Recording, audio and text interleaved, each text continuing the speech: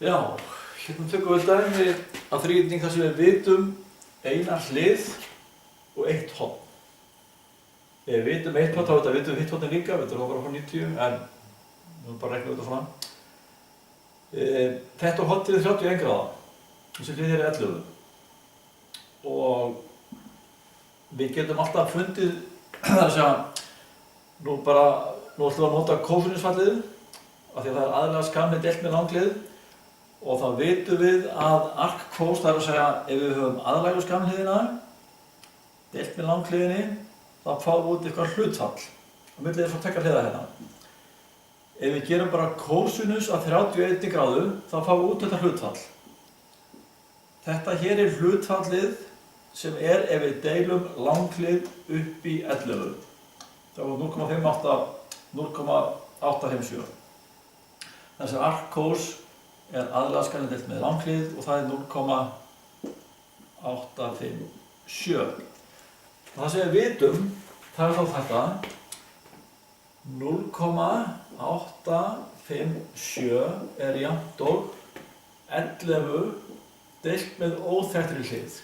Þetta er langhlið.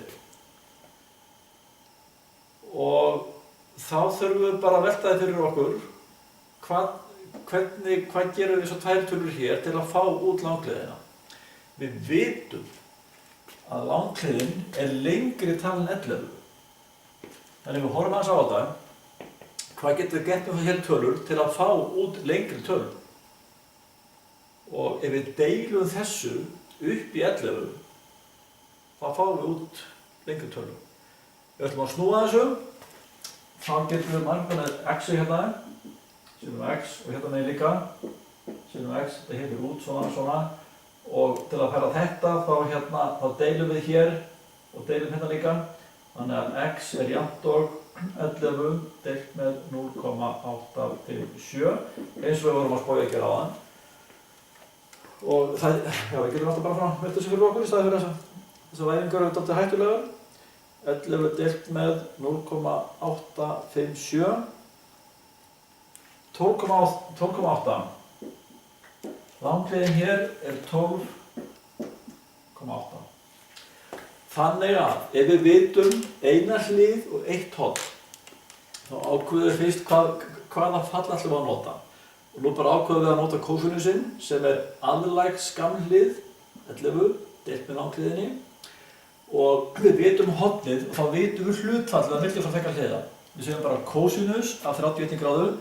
Þá fáum við svo tölu hérna sem er hlutfallið. Og þá erum við komin með þetta dæmi hérna.